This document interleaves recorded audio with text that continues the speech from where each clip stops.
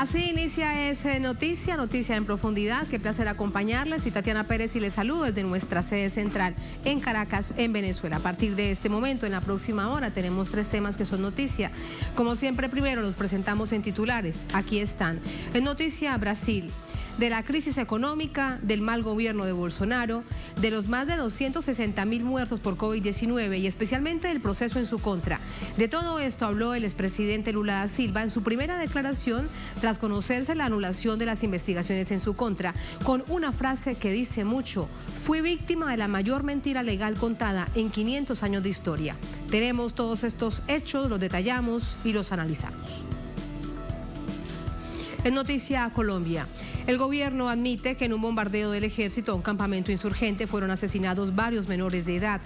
La acción militar se produjo el pasado 2 de marzo y por denuncias de sus familiares, apenas ahora se devela que varios de los guerrilleros muertos son niños. ¿Qué delitos internacionales viola el Estado colombiano? Vamos a verlo. En noticia España. Terremoto político en varias regiones autónomas del país. El fin de la coalición entre el Partido Popular y Ciudadanos en Murcia se extiende a otras regiones autónomas y sacude a la Comunidad de Madrid. La presidenta renuncia y rápidamente llama a elecciones anticipadas con mociones de censura en su contra, 2 para ser exactos. ¿A qué se debe esta nueva crisis institucional en el país ibérico? Vamos a verlo. Es noticia que así comienza. Bienvenidos, bienvenidas.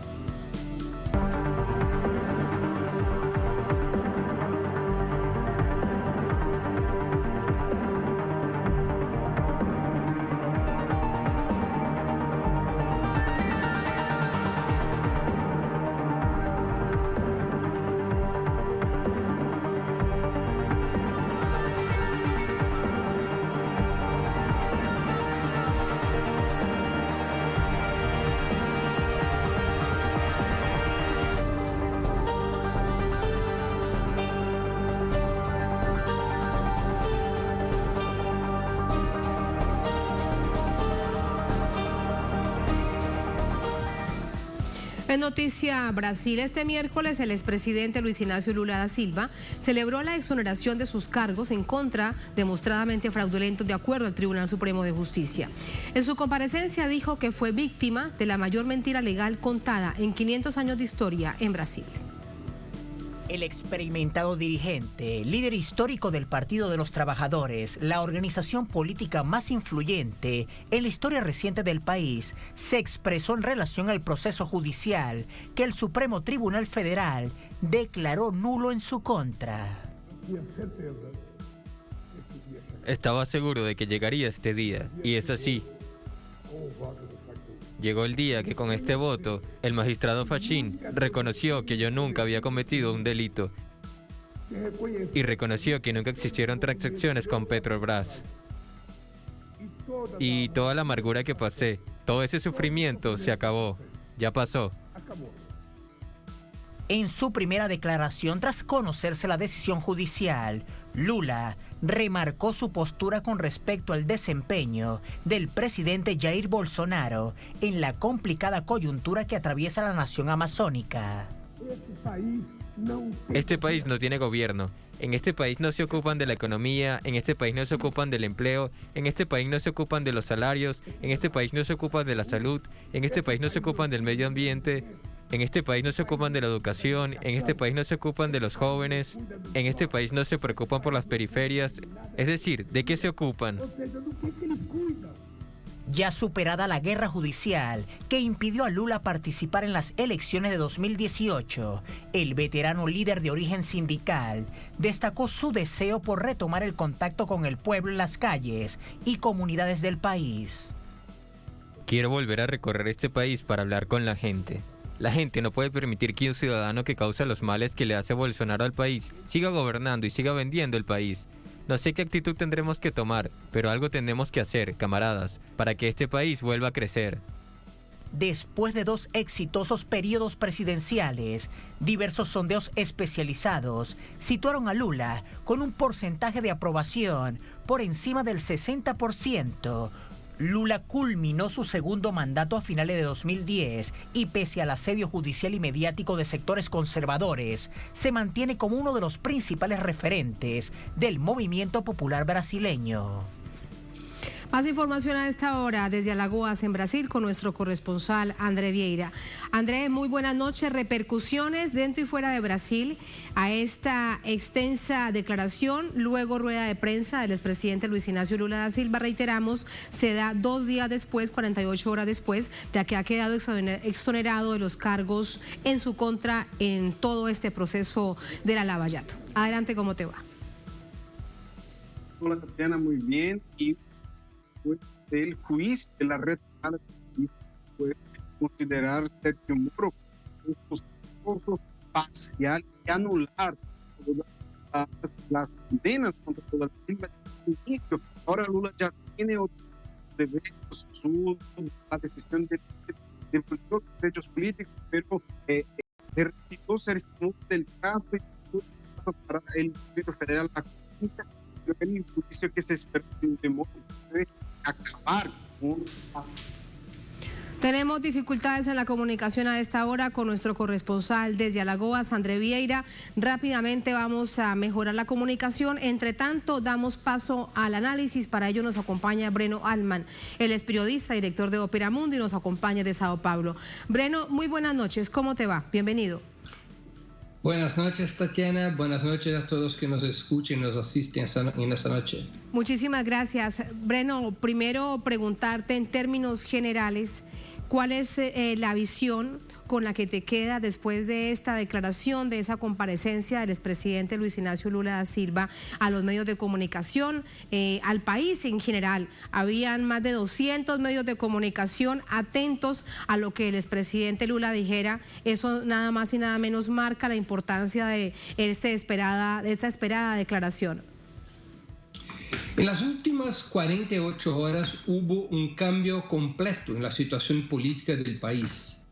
Con la anulación de las condenas contra el expresidente Lula, se cambió junto ese escenario político.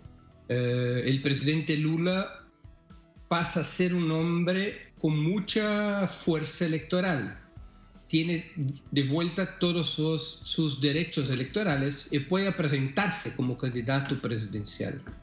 Con eso se restableció en el país la polarización entre la ultraderecha, representada por el presidente Bolsonaro, y las fuerzas de izquierda, representadas exactamente por el expresidente Lula.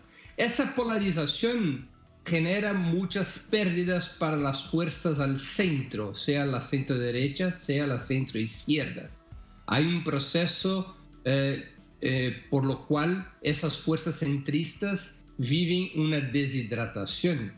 Entonces todo se cambió porque la apuesta de parte de las élites del país, de los grandes medios de comunicación, del capital financiero, de la burguesía brasileña, la apuesta era que la oposición de derecha, representada por los viejos neoliberales que gobernaron el país en los años 90 y que fueron la principal oposición contra el gobierno Lula y el gobierno Dilma, y esos viejos neoliberales podrían tener una candidatura que les permitiera ganar de Bolsonaro al mismo tiempo que marginalizar a la izquierda. Eso se ha cambiado. Quien está marginalizado en ese momento es exactamente esa derecha neoliberal, la oposición de derecha a Bolsonaro. Quien empieza a marginalizarse es Ciro Gomes, que es el candidato de la oposición de centro-izquierda.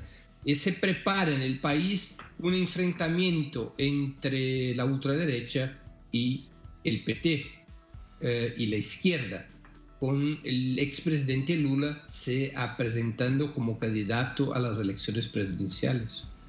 Sí, me estás hablando del contexto en el que se da esta declaración, así que por allí otra pregunta, pero ¿qué ha sucedido con los candidatos?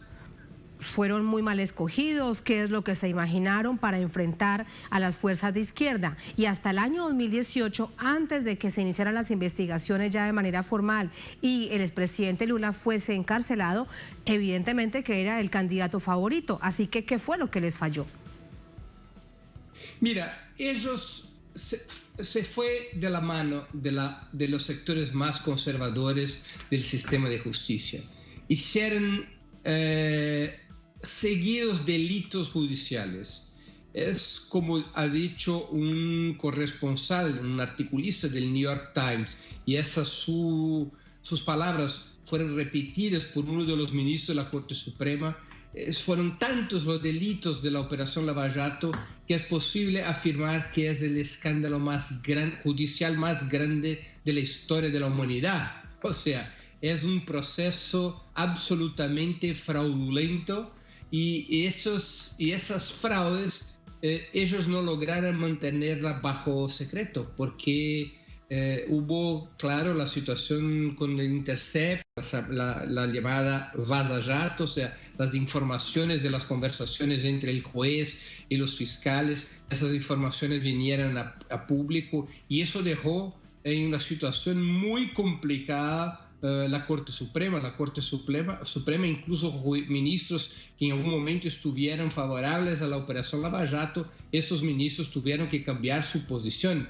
Además, hubo presión internacional, presión interna, movilizaciones, denuncias, y se fue quedando cada vez más claro para un sector cada vez más amplio de la opinión pública en Brasil de que el único objetivo de la Operación Lava Jato, el principal objetivo de la Operación Lava Jato era impedir que el presidente Lula fuera candidato en 2018 y con eso garantizar la victoria de la derecha, lo que ocurrió. Pero esa victoria de la derecha, y eso creo que tiene un peso muy grande en la situación actual, es el gobierno actual de la derecha, el gobierno de la ultraderecha de Bolsonaro, está destrozando el país. Brasil tiene menos de 3%, menos de 2% de la población del mundo y tiene 10% de las muertes. La pandemia camina para que tengamos acá en Brasil hasta el final de marzo más de 300.000 muertes. La situación económica es una destrucción completa, el desempleo está por arriba de los 15 millones de brasileños, hay una situación de miseria, una situación de profundización de la desigualdad de renta y riqueza, hay una desconstrucción de los servicios públicos, hay una escalada autoritaria en el país, hay un vínculo entre el Estado y el fundamentalismo religioso. Todo eso, el fracaso del gobierno Bolsonaro, la naturaleza antipopular y antidemocrática y antinacional del gobierno Bolsonaro generó una tremenda crisis también en la Operación Lava Jato, que fue finalmente la herramienta que las élites brasileñas utilizaron para permitir que ganase cualquier que fuera el candidato de derecha contra Lula. ¿Qué hicieron? Sacaron Lula de la corrida electoral, sacaron Lula de los votos, y eso ahora genera en la opinión pública, incluso en sectores de las élites judiciales y políticas del país, genera un rechazo a las decisiones de la Lava Jato, lo que finalmente permitió una revisión de las condenas y una revisión de toda la situación jurídica de Lula. Y con la revisión de su situación jurídica tenemos un cambio radical en el escenario político del país. Un cambio radical en el escenario político, lamentablemente en el marco de la crisis sanitaria, es una verdadera tragedia. Brasil reporta en las últimas 24 horas 2.286 fallecidos. En las últimas 24 horas, 2.286 fallecidos por COVID-19, y el presidente Bolsonaro, justo cuando finalizaba la rueda de prensa del expresidente Lula, comparecía ante los medios de comunicación para decir que lo que había hecho el gobierno en este momento era un ejemplo para el mundo. ¿Quién asesora, Breno? ¿Quién le dice a Bolsonaro que salga y diga estas cosas? Porque es que, por Dios, ¿quién se lo cree? Mira, eso hace parte de la cultura política del fascismo y del neofascismo representado por Bolsonaro y otros líderes del mundo. Acordémonos de la famosa frase de Goebbels, el jefe de la propaganda de Hitler: una mentira hay que contarla 1000 veces hasta que suene como verdad. Entonces, lo que hace todo el tiempo Bolsonaro es mentir, de tal suerte que pueda convencer al mejor la parte de la sociedad que aún le apoya, convencer a esa parte de la sociedad que él está gobernando bien, que él está haciendo bien las cosas. Eso es más bien un truque un truqueo de comunicación política que intenta Bolsonaro todo el tiempo. O sea, el gobierno Bolsonaro lo que sabe hacer con una capacidad impresionante es mentir, porque lo hace todo el tiempo sobre todos los temas. Hay un sector de la sociedad que se moviliza por esas mentiras de Bolsonaro. Él sigue con alguna cosa como 30% de apoyo en la sociedad. Tiene condiciones, es casi seguro que él llegue a la segunda vuelta de las elecciones presidenciales, y es casi seguro que esa segunda vuelta sea contra el expresidente Lula. Bolsonaro mantiene el apoyo de los sectores más reaccionarios de la sociedad y mantiene el apoyo del capital financiero, de adentro y de afuera del país, mantiene el apoyo de las Fuerzas Armadas y de las policías militares, del apoyo del fundamentalismo religioso que ha crecido mucho en Brasil. Entonces, es en eso que está Bolsonaro, un gobierno que trata de repetir la mentira 1000 veces, 2000 veces, hasta que suene como verdad. Esa es la respuesta, es que hay sectores que le creen y hay sectores que no sabemos si le creen o no, pero esos son los sectores que están detrás del poder presidencial. Bueno, ahora volvamos al análisis del discurso de lo que no hemos hablado en estos minutos del expresidente Lula. Primero, ¿habló como un candidato presidencial? Mira, sí y no. Preguntado si él es candidato, él fue muy claro. No se debe hablar de candidaturas en ese año. Las candidaturas son un tema para el próximo año. Ese año es un año de lucha contra el gobierno Bolsonaro, de lucha por la vacunación masiva, de lucha por la renta emergencial para los más pobres, de lucha contra las reformas neoliberales del gobierno Bolsonaro, y es un año de lucha para tumbar el gobierno Bolsonaro. Y es también un año para discutir toda la izquierda con el pueblo un programa común para enfrentar el bolsonarismo, enfrentar el neoliberalismo y crear las condiciones programáticas para un nuevo gobierno de izquierda en Brasil. Eso es la declaración de Lula. Pero, claro, la anulación de las sentencias lo ponen como candidato para el pueblo. El pueblo desea que él sea candidato. Las encuestas ya lo revelan. Y Lula habló como un estadista, habló para el país, habló en términos de lo que hay que hacer para permitir que el país recupere la economía, que recupere sus condiciones de desarrollo, que se recupere las condiciones de inserción soberana en el mundo, que las reformas que tienen que ser hechas, de cómo se enfrentar las élites del país. Y claro, en el contenido y por la historia de Lula y por su situación ahora resuelta de un punto de vista jurídico, claro, todos lo ven como candidato, aunque él sea muy prudente en decir que candidaturas no es la hora es de la unidad en la lucha.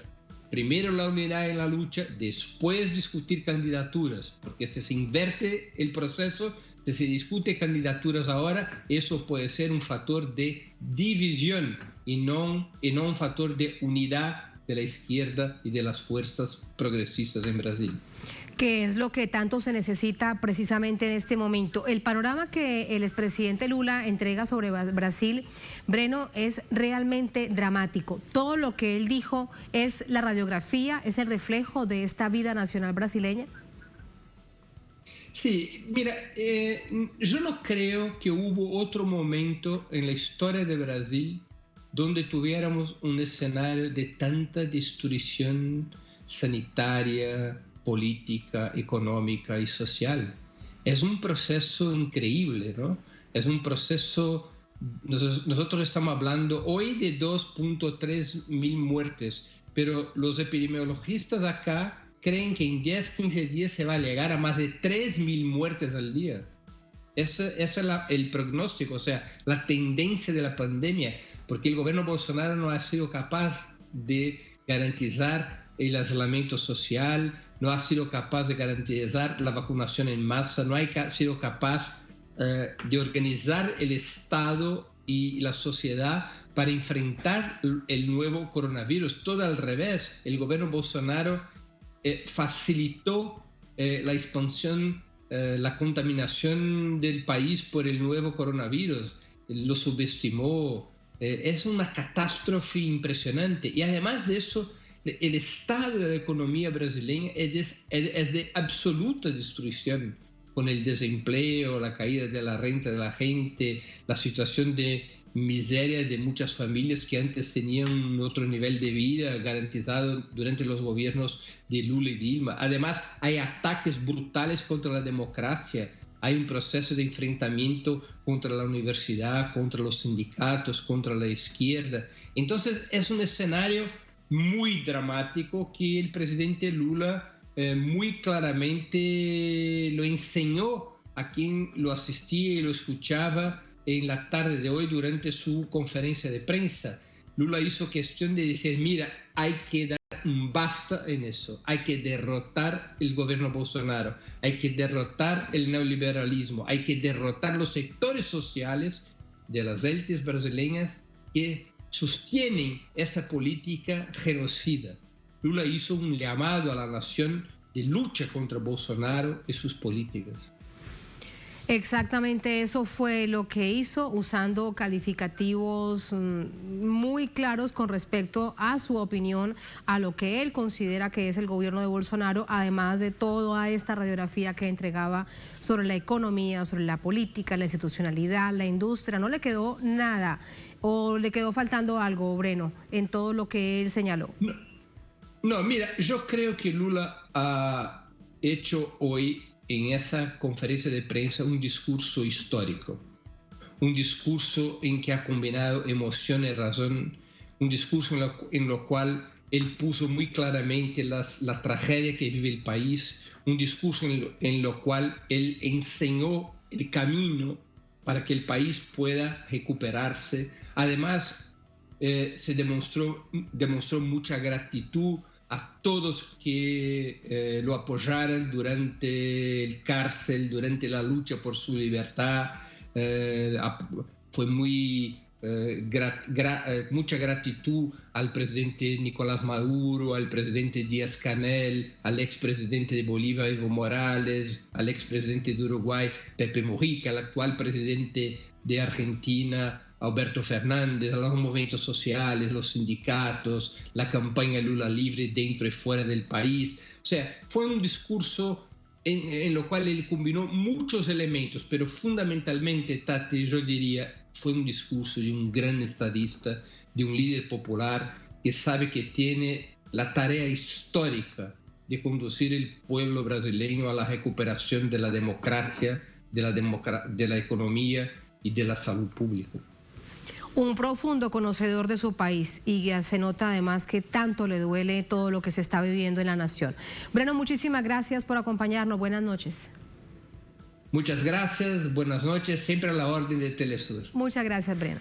Así vamos a una pausa en esta emisión de Es Noticia. Al volver Es Noticia a Colombia, el gobierno admite que en un bombardeo del ejército a un campamento insurgente fueron asesinados varios menores de edad.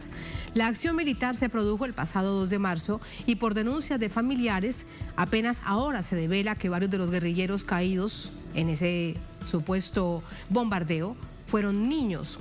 Es un hecho que analizamos en minutos en Es Noticia.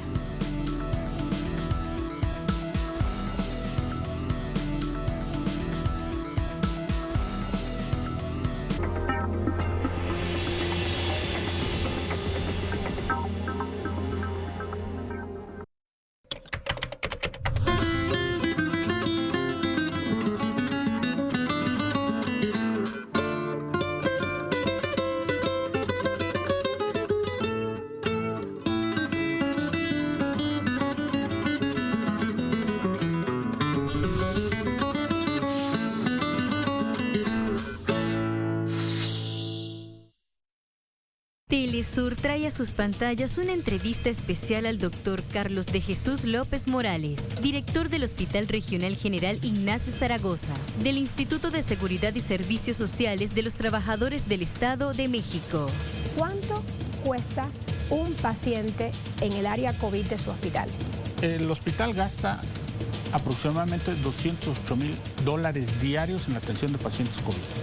Obviamente los costos no son los mismos para un paciente que se encuentra en el área de cuidados intensivos, en el cual se gastan aproximadamente $4,000 diarios por paciente. Entrevistado por Aisa García. Jueves. Solo por Telesur.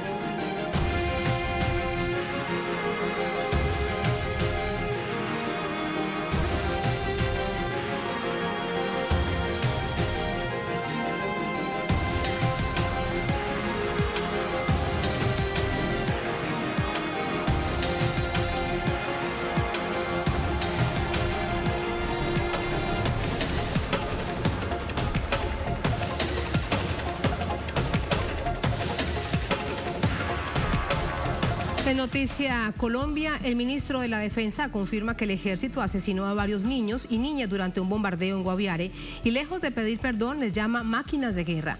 Organizaciones defensoras de derechos humanos denuncian el accionar criminal del Estado colombiano. Los talones a Gentil Duarte. El 2 de marzo pasado, el ministro de Defensa, Diego Molano, daba parte de una operación en el departamento del Guaviare, en la que confirmaba el bombardeo a un campamento que inteligencia militar había detectado como perteneciente a las disidencias de las FARC. Así lo informaba. En una operación conjunta de nuestras fuerzas militares y de policía, fueron neutralizados 13 integrantes de las disidencias de las FARC del criminal alias Gentil Duarte.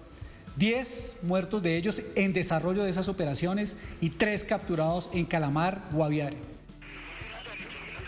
Pero organizaciones sociales y defensoras de derechos humanos aseguraban que tras esta acción militar habrían muerto menores de edad y que el gobierno colombiano había omitido dicha información. Pocas horas después se conoció una notificación de Medicina Legal, dando cuenta de que las labores de identificación aún continúan y darían plena información una vez se complete este proceso. Sin embargo, esta versión no coincide con las que tienen defensores de derechos humanos que hacen acompañamiento a las familias de las víctimas. Comienzan a votarme familiares de personas que decían que han aparecido en un listado que han sido caídas en este bombardeo.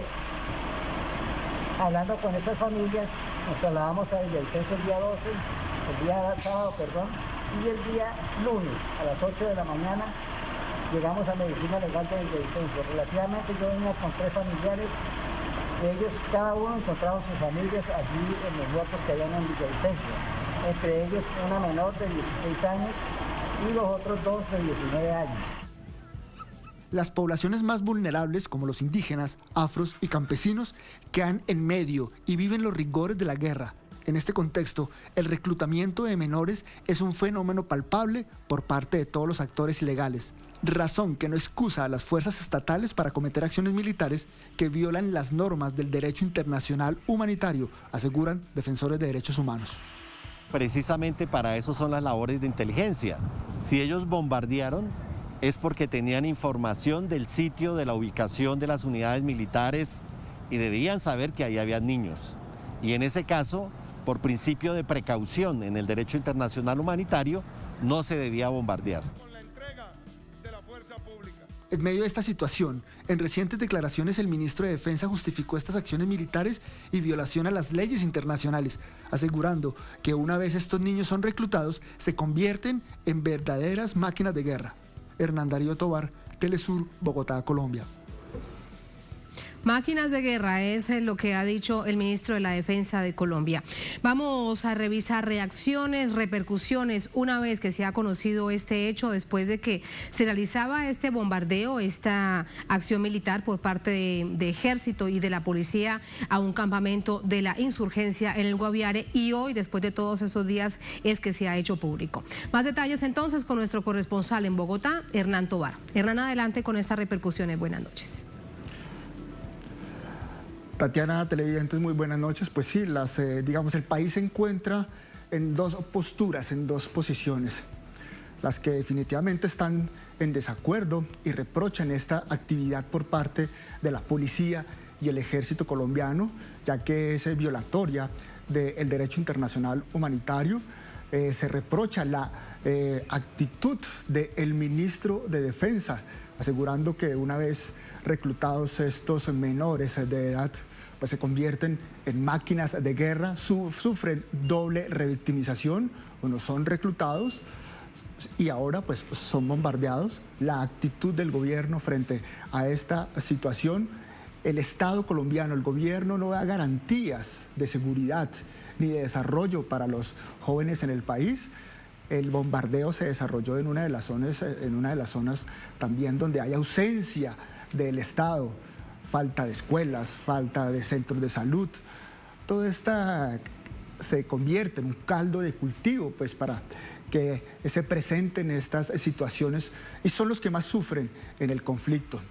Y también está la otra postura, la que ya vimos del ministro de Defensa, pero también las de algunos generales de la República que se han pronunciado a través de los medios de comunicación, como el general Las Priella, que está cuestionado porque cuando fue comandante de la 9ª Brigada en la ciudad de Neiva, en el departamento del Huila, pues se le ha acusado de estar inmerso en los falsos positivos o las ejecuciones extrajudiciales.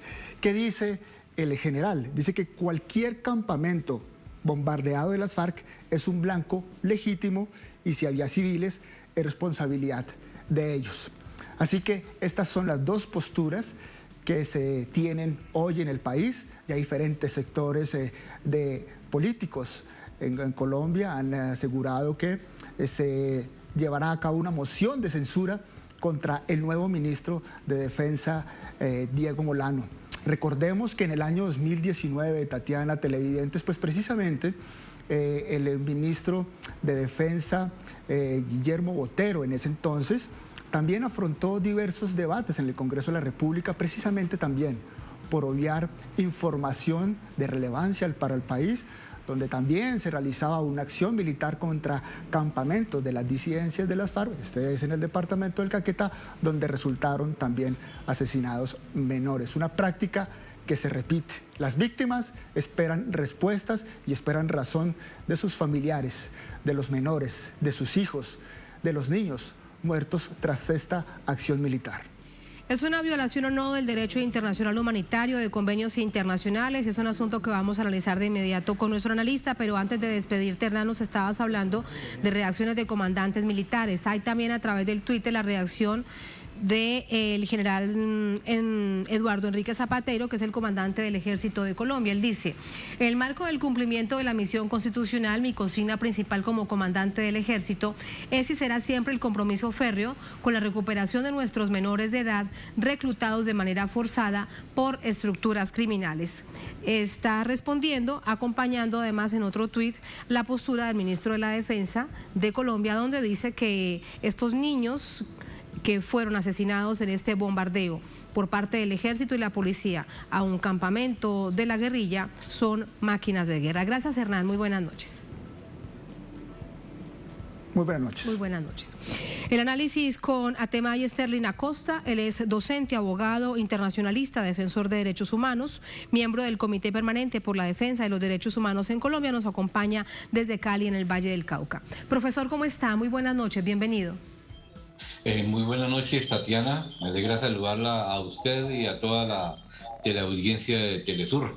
Muchísimas gracias. ¿Ha cometido el gobierno como Estado colombiano una violación al DIH, a los derechos humanos, a las convenciones de protección de menores, de niños, niñas y adolescentes en los conflictos armados internos? Quiero comenzar por allí porque justamente ese es un debate central que algunos sectores tratan de dar en Colombia. Sí, hay que iniciar afirmando que en Colombia aún, infortunadamente, existe el conflicto social, el atípico conflicto social y armado interno colombiano, que lo ha avivado, a pesar de que se firmó un acuerdo de paz, lo ha avivado perpetrando perpetrando la guerra, aumentando la guerra del señor Duque. Aquí se produjo una serie de delitos, un conjunto de acciones pluricriminales del Estado y de personas. Por ejemplo, para poder ir... Inteligencia del Estado colombiano, de las fuerzas militares, para poder ir a bombardear, ellos dicen, nos sometemos a lo que ellos dicen, siempre investigan y desde el centro de Bogotá o de una ciudad organizan y accionan la operación militar. Seguramente ellos ya sabían de antemano que ahí había niños, y es que es una inteligencia de verdad. Pero para hacer ese bombardeo con sevicia, como lo hicieron, debió haberse reunido el presidente Duque, el señor Maldonado, que antes era supuestamente defensor de los niños y ahora es el mataniños de Colombia. Debió haberse reunido también altos mandos militares, es decir, se produjo ahí un delito llamado la colusión.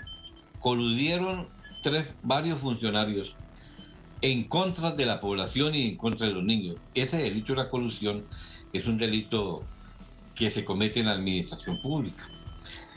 Además de las normas del derecho internacional humanitario que usted plantea, de las convenciones y todo, lo que usted me indicó, sí. También ahí se produjo en esencia lo que denominamos nosotros crimen de guerra. Un crimen de guerra tipificado en el Estatuto de Roma, que será la Corte Penal Internacional que vaya acumulando todas estas conductas punibles que se convierten a la postre en conductas en crímenes de lesa humanidad, como está ya inmerso el gobierno, para poder que la Corte Penal Internacional abocar. Tome cartas en el asunto. Profesor, a propósito del DIH, hay unas características esenciales. ¿Será que llega este nuevo ministro de la Defensa a esta cartera? ¿Sabe poco o nada los principios de distinción, proporcionalidad, precaución, que es justamente los que se deben tener en cuenta cuando se va a cometer un bombardeo, una acción militar de cualquier tipo en el marco de un conflicto armado interno? Es decir, en otras palabras, ¿le quedaría grande al ministro de la Defensa este cargo o es un hecho absolutamente consciente? No falló la inteligencia militar. Es un hecho consciente y es la política del Estado. Lo que hizo Maldonado no lo hizo Maldonado, sino que lo hizo el Estado colombiano a través de Maldonado y los mandos militares. Es una política estatal de carácter fascista, que es lo más peligroso en este momento. Duque le han dicho que él es un pelele, que nada hace, que no sirve. No, el tipo está sirviendo a los intereses del paramilitarismo, de las transnacionales. Y hoy que Duque está en campaña electoral armada anticipada, pues está haciendo todas estas acciones para ir limpiando el territorio nacional de la oposición política, de jóvenes que posiblemente son jóvenes patriotas que piensan diferente. En esta campaña electoral armada no solamente se produjo el bombardeo de este 2 de marzo, si no recuerdan ustedes, el año pasado también se produjo un bombardeo en San Vicente del Caguán. El 6 de marzo se produjo otra masacre de personas que se indicaron igual que se indicaron a los niños en el Catatumbo. Es decir, en Colombia hoy hay una continuidad, una sistematicidad de muertes que hemos denominado nosotros ola genocida en campaña electoral armada anticipada del gobierno contra la oposición y contra la población colombiana. Es decir, estamos en una coyuntura muy peligrosa colombiana, que ellos, para poder mantenerse en el poder, el régimen fascista de Duque y de Uribe, pues no les interesa matar niños. Y además ya el señor Zapateiro dijo que es constitucional matar niños, y eso no es constitucional, es totalmente anticonstitucional. Y Zapateiro debe responder, debe ir a los organismos competentes y entregarse como criminal, igual que Maldonado.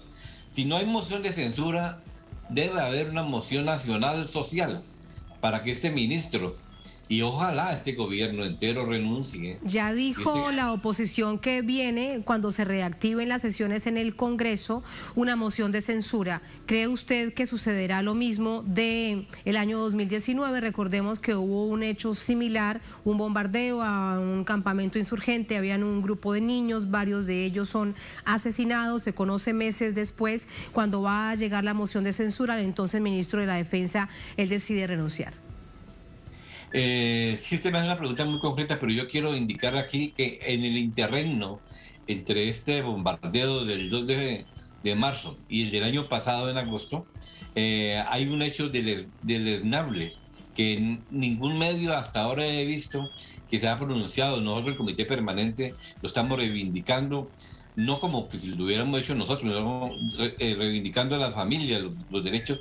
La muerte del italiano de la ONU, Piazzolla, que nosotros hemos indicado que fue el ejército, y la misma familia que fue el ejército y fue la inteligencia, porque él denunció que el ejército había asesinado en bombardeo a los niños de San Vicente del Caguán. Y ahora fueron los ciudadanos, fueron los campesinos que se comunicaron con nosotros y otras entidades humanitarias que existimos en Colombia. Nos comunicaron de manera directa que eran niños y nos comunicaron los nombres que yo se los di a usted, para que ojalá por apenas termine esta alocución, usted por favor dijera allí, sería una acción humanitaria importante, los nombres de los 14 niños, de los 14 jóvenes que debían de estar estudiando y debían de estar siendo protegidos por el Estado y no asesinados como se hizo actualmente. Entonces, Tatiana, si usted tiene la bondad y a petición de la gente que se ha comunicado con nosotros, que yo les dije que iba a conversar con ustedes, ellos solicitan que Telesur haga público el nombre de los niños que quería esconder el señor ministro de Defensa, que a sabiendas que había niños, el tipo dijo que no.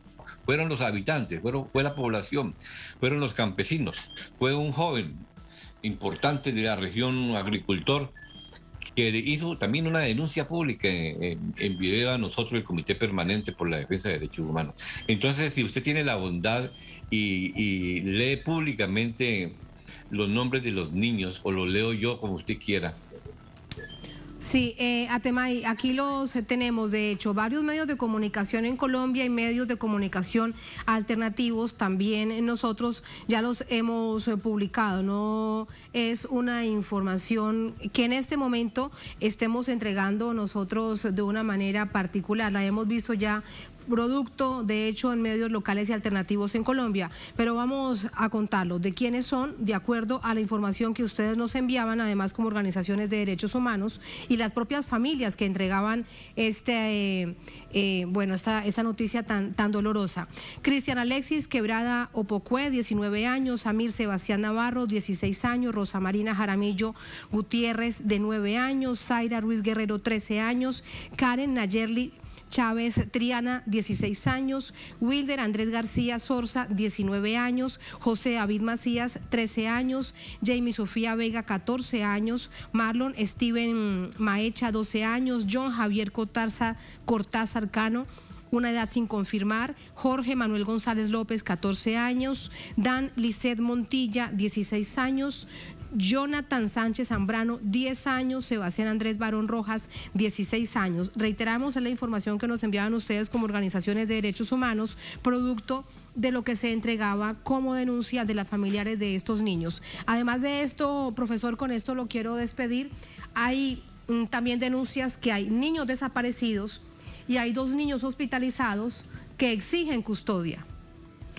Dígame. Yo tendría que decir por último que por ser esta acción criminal y este crimen de guerra un hecho notorio, público e incontrovertible, no hay forma de taparlo, debe ser la Fiscalía colombiana quien investigue. lo que le corresponde a ella.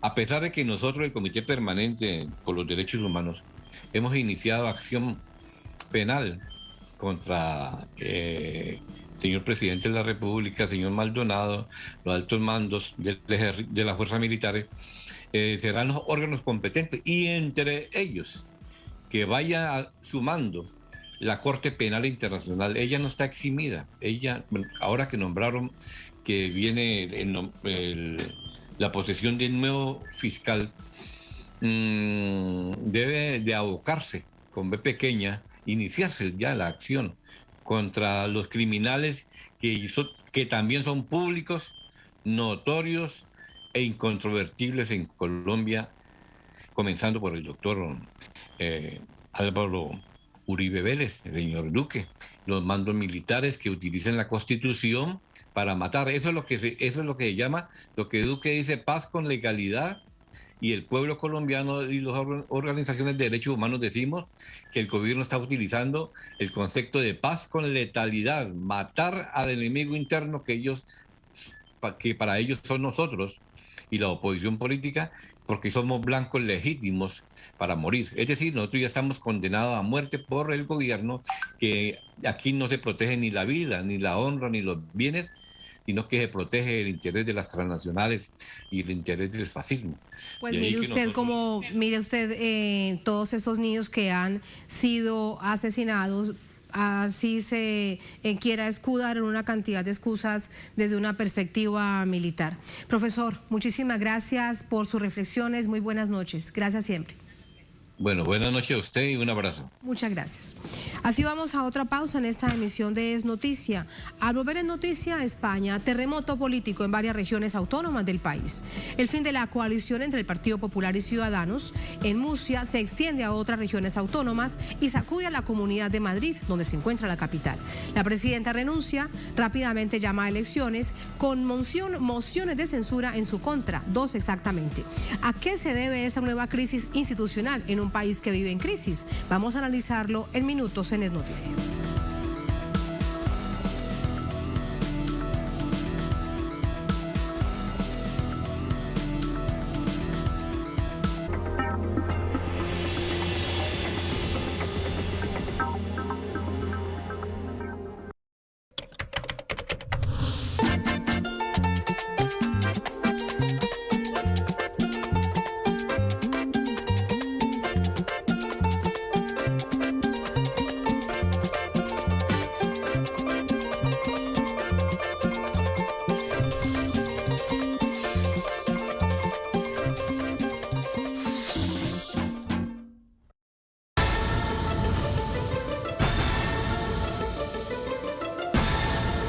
¿Mueven las fichas? ¿Qué intereses motivan a los actores detrás de cada suceso?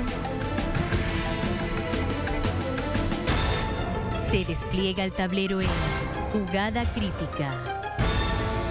Indaga cada acontecimiento de lunes a viernes, solo por Telesur.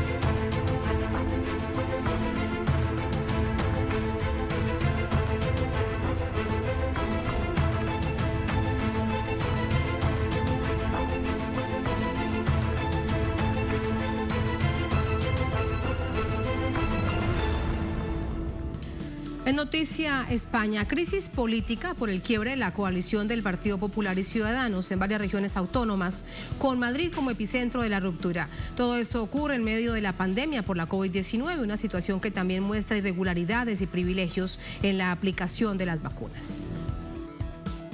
El nuevo terremoto político comenzó en Murcia. Allí, los partidos Ciudadanos y Socialista Obrero Español PSOE presentaron una moción de censura para sacar del poder al Partido Popular PP en esa demarcación.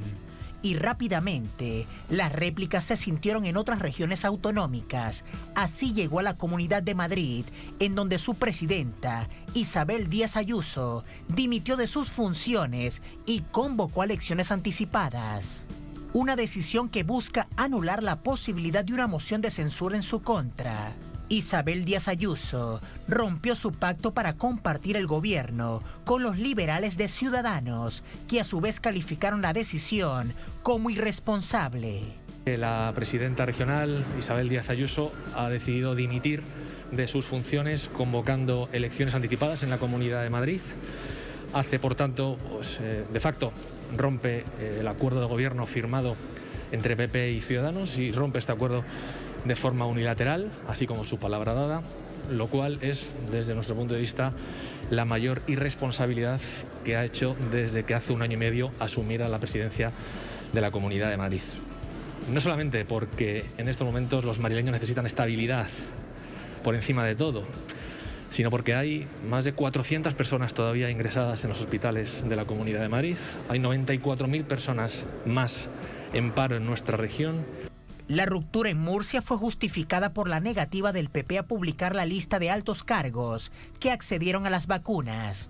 Los grupos parlamentarios del PSOE y Más Madrid en la Asamblea Regional registraron cada uno su propia moción de censura contra Isabel Díaz Ayuso tras conocerse la ruptura. La acción de moción de censura que primero entró en vigor será la que pudiera definir el rumbo de los acontecimientos futuros, pues las mociones de censura impedirían comicios adelantados. Entramos al análisis vía telefónica desde Caracas. Nos acompaña Agustín Oxotorena, activista político vasco. Agustín, ¿cómo te va? Muy buenas noches. Muy buenas noches, Tatiana. Muchas gracias por acompañarnos, Agustín. ¿A qué se debe esta nueva crisis política que afecta sin duda la institucionalidad del país en un momento tan complejo como se está viviendo ahora en España, otra ola por la crisis de la pandemia? Bueno, esto tiene varias capas, ¿no? Es como una cebolla. Realmente lo que subyace en el fondo es la derechización del PSOE o la incomodidad del PSOE de gobernar con la izquierda. Es decir, el PSOE, después de sucesivos citas electorales y procesos electorales y dimisiones, etcétera, al final no tuvo más remedio que por una vez hacer un gobierno coalición con Podemos, apoyado por partidos de izquierda, independentistas, etcétera. Básicamente la izquierda española en todas sus vertientes.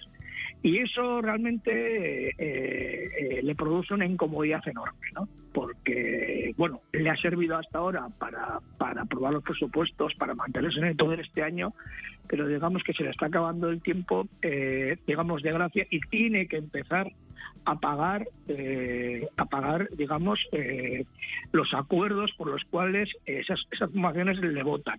En todo esto hay como... Bueno, que sigue la política española, hay verdadero problema con Ciudadanos, que es un partido que está a la baja, y con la situación que mantiene el PSOE.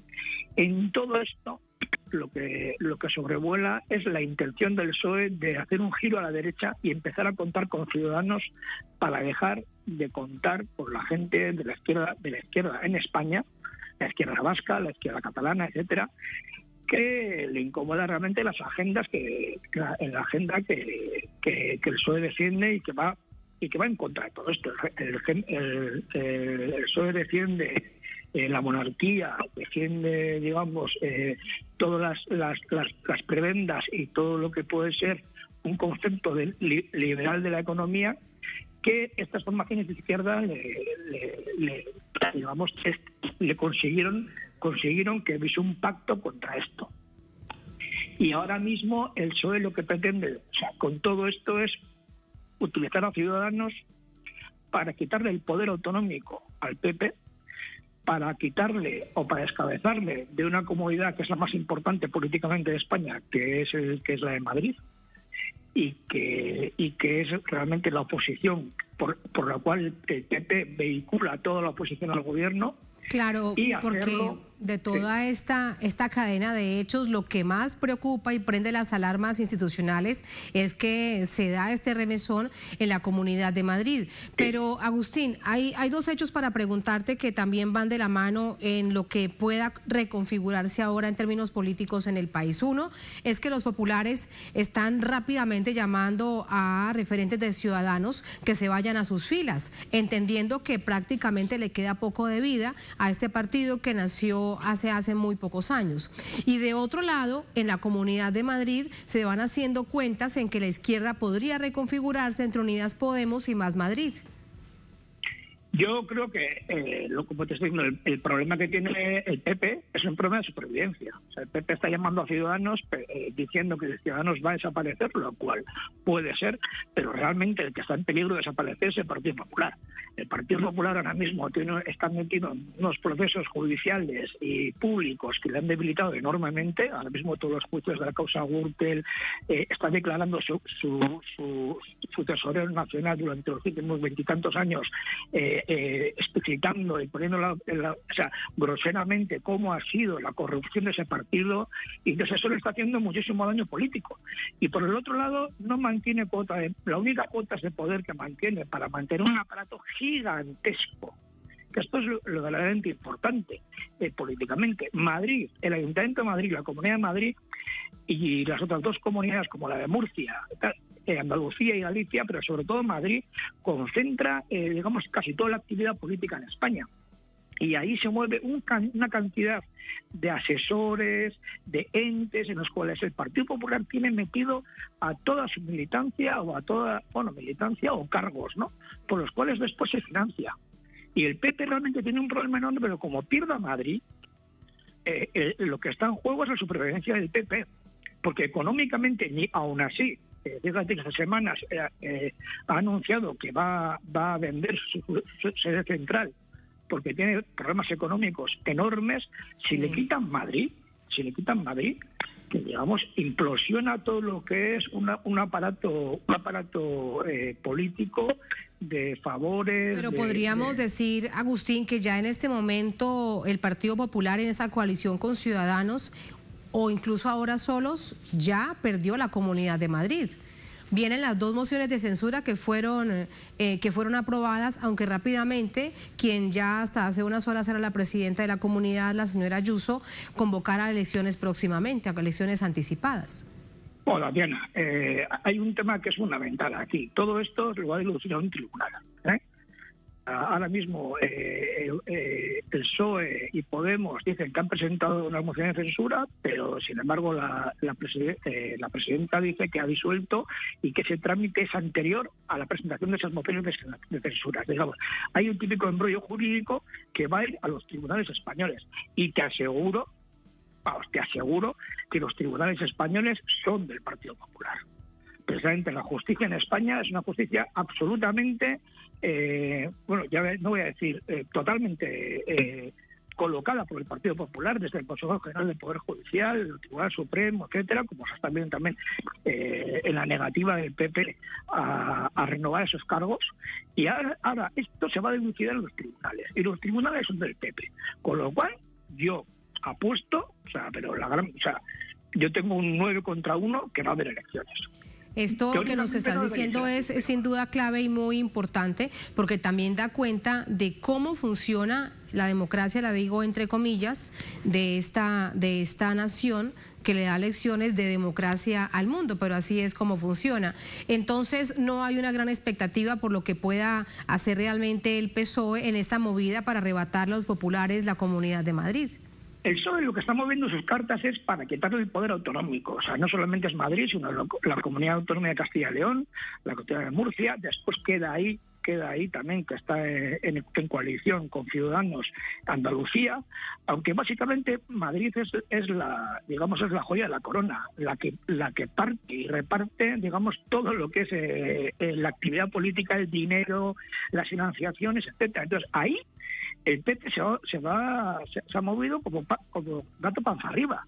Es que si ahora mismo al PP le quitan esto, el PP tiene problemas de supervivir a esta crisis. Entonces, el PP va a tirar de todo y lo primero que va a tirar es de los jueces. O sea, los jueces, o sea, cualquiera que siga la política española sabe lo que es que son jueces puestos por el Partido Popular, desde el Consejo General del Poder Judicial al Tribunal Supremo, etcétera, etcétera, que además están mandados y, bueno, públicamente incluso han dicho que controlan ese tipo de tribunales, el PP. Esto va ahí. Y esto, realmente, aunque el PSOE y la izquierda ahora mismo con Ciudadanos quieran quitarles mediante una moción de censura, yo, además por lo que estoy leyendo en los medios de comunicación y el típico embrollo de esto lo hemos presentado 2 minutos antes y tal, el típico rollo leguleyo, que al final es algo que está muy claro, porque la ley lo dice muy claro, o sea, para que se disuelvan las Cortes tiene que estar publicado en el boletín oficial de la comunidad o en el boletín oficial del Estado, que obviamente se publica al día siguiente. Estos van a retorcer la ley para que digan, y ya lo están diciendo, que el trámite se ha presentado antes que el otro trámite, o sea, el trámite de la moción de censura. Es decir, va a quedar a criterio de los tribunales y los tribunales son los que van a decidir, y yo 9 contra 1 apuesto a que va a haber elecciones.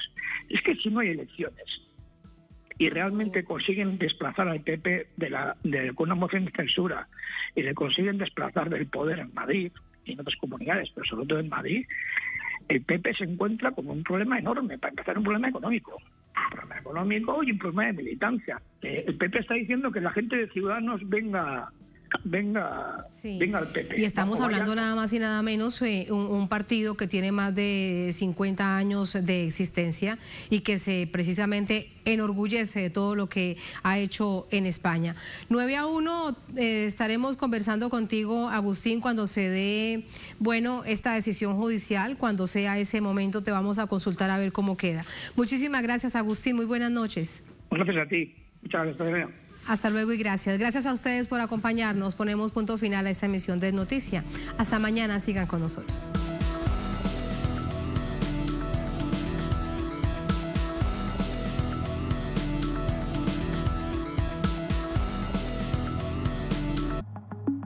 ...2021, no olvidemos que continuamos en emergencia sanitaria global. La OMS explica que está investigando las variantes del coronavirus SARS-CoV-2 que han sido detectadas